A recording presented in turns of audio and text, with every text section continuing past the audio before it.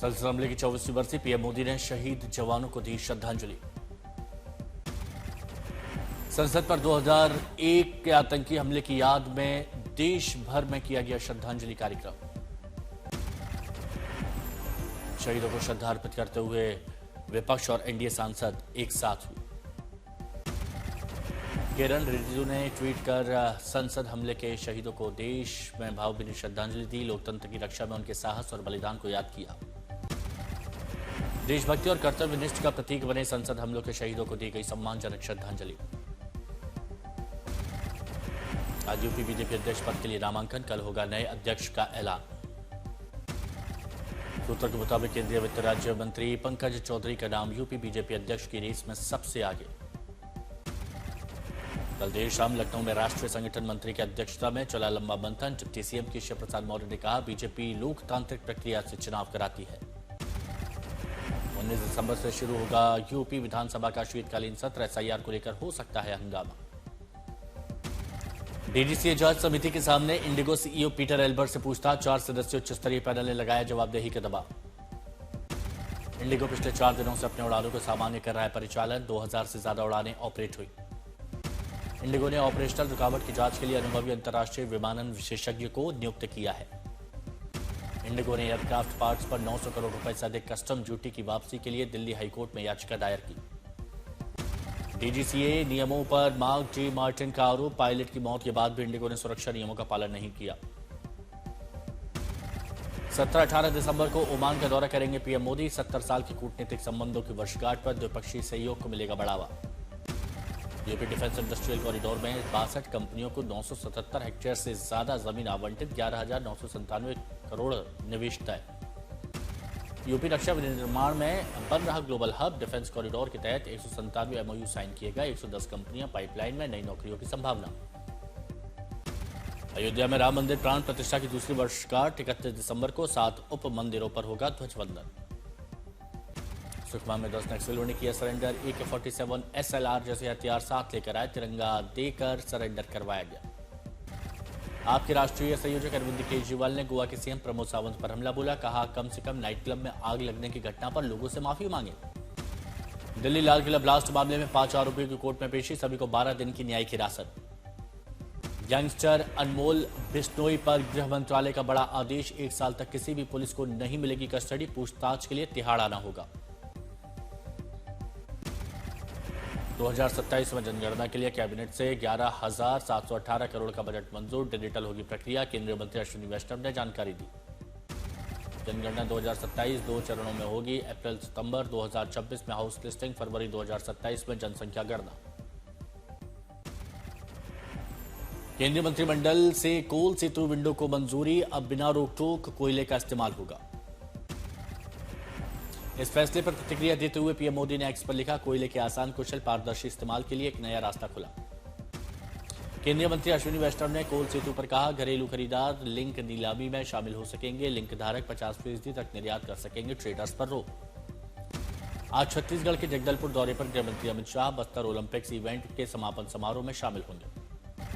अमित शाह 15 दिसंबर को तमिलनाडु दौरे पर बीजेपी कार्यकर्ताओं से करेंगे बातचीत। 24 दिसंबर को गृहमंत्री अमित शाह का पंचकुला दौरा, अटल पार्क में पूर्व प्रधानमंत्री अटल बिहारी वाजपेयी की प्रतिमा का करेंगे अनावरण। अंडमान में संघ प्रमुख मोहन भागवत और अमित शाह ने सावरकर की प्रतिमा का किया अनावरण। बिहार के डिप्टी सीएम विजय सिन्हा ने रेत माफिया के साथ साठगांठ को लेकर पुलिस को चेतावनी दी, कहा अवैध खनन पर 0 टॉलरेंस होगा। चुनाव हारने के बाद तेज प्रताप यादव का सबसे पहले आज तक पर इंटरव्यू, बताया तेज प्रताप की पार्टी यूपी और बंगाल में लड़ेगी विधानसभा चुनाव। तेजस्वी पर तंज कसते हुए तेज प्रताप बोले, कुछ लोग चुनाव हारने के बाद शांत पड़ गए। जस्टिस GR स्वामीनाथन के खिलाफ महाभियोग प्रस्ताव का 56 पूर्व जजों ने किया विरोध, कहा यह न्यायपालिका पर दबाव बनाने की कोशिश।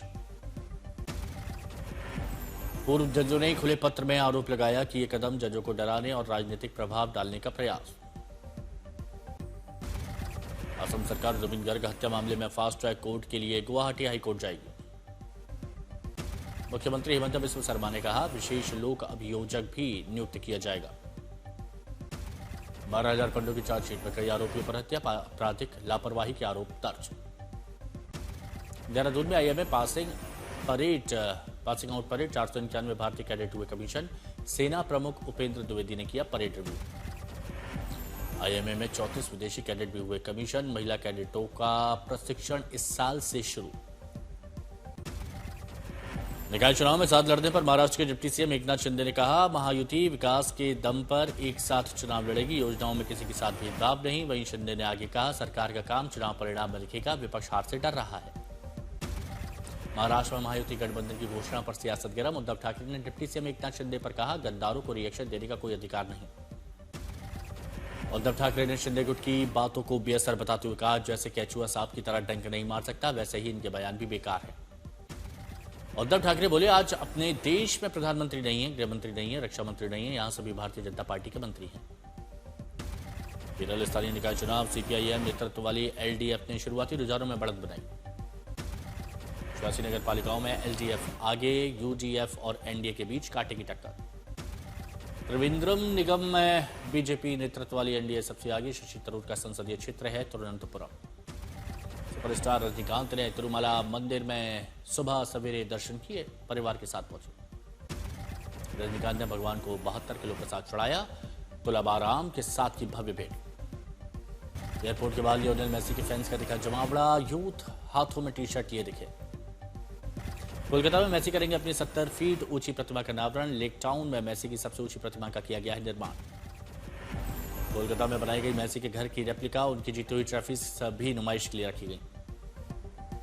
दिल्ली फिर बनी गैस चैम्बर, सुबह सुबह कोहरे के साथ प्रदूषण से बुरा हाल। राष्ट्रीय राजधानी में छाई जहरीली धुंध की मोटी चादर, गंभीर श्रेणी में पहुंची हवा की गुणवत्ता। दिल्ली के कई इलाकों में AQI 400 पार, कई इलाकों में दिखा स्मॉग का कहर। दिल्ली में प्रदूषण का स्तर खतरनाक, सांस लेना मुश्किल, फेफड़ों से जुड़ी समस्या में इजाफा। दिल्ली के संसद मार्ग और अक्षरधाम क्षेत्र से आई धुंध की तस्वीरें, आनंद विहार, नरेला और वजीरपुर में वायु गुणवत्ता 420 के पार। शिमला में सूखी ठंड से लोग परेशान, साल के अंत तक बर्फबारी की उम्मीद में सैलानियों की बड़ी तादाद। करनाल में ठंड के साथ कोहरा भी आया नजर, कोहरे के हादसों को रोकने के लिए पुलिस अलर्ट। कश्मीर में जारी सर्दी का कहर, अनंतनाग में ठंड से जमे नदी नाले। बिहार में भी ठंड की रफ्तार जारी, तेजी से गिर रहा है पारा, लोग अलाव का ले रहे सहारा। दरभंगा में लगातार गिर रहा तापमान, सड़कों के किनारे अलाव जलाकर आग सेकते दिखे लोग। दिल्ली के कालकाजी में मां और 2 बेटों ने खुदकुशी की, पुलिस ने तीनों के शव को पोस्टमार्टम के लिए भेजा। शुरुआती जांच में आर्थिक तंगी का मामला सामने आया, काफी दिनों से मकान मालिक का नहीं दिया था किराया, पुलिस घर खाली कराने आई थी। भीड़ में डीजल टैंकर पलटा, आग लगने से धुले सोलापुर हाईवे पर बड़ा धमाका, दूर दूर तक धुएं का गुबार। पीलीभीत की नगर पालिका में घोटाले का मामला, 5 कर्मचारियों पर एफआईआर, पुलिस ने 2 को भेजा जेल। पटना में दिनदाड़े युवक की पीट कर हत्या, 4 नाबालिगों पर लगा हत्या का आरोप, पुलिस जांच में जुटी। गुजरात के वलसाड़ में इलेक्ट्रोप्लास्टिक फैक्ट्री में भीषण आग लगी, पूरा परिसर जल गया। वलसाड़ रेलवे स्टेशन पर चलती ट्रेन के टॉयलेट में मिली एक नवजात बच्ची, पुलिस ने 3 आरोपियों सहित नाबालिग लड़की को हिरासत में लिया। विकासनगर में एसटीएफ की बड़ी कार्रवाई, जानवरों के अंगों के साथ 2 तस्कर गिरफ्तार। बुलंदशहर में एक दूल्हे ने दहेज के 51 लाख रुपए वापस लौटा दिए, 1 रुपए के सिक्के के साथ शादी की मिसाल पेश की।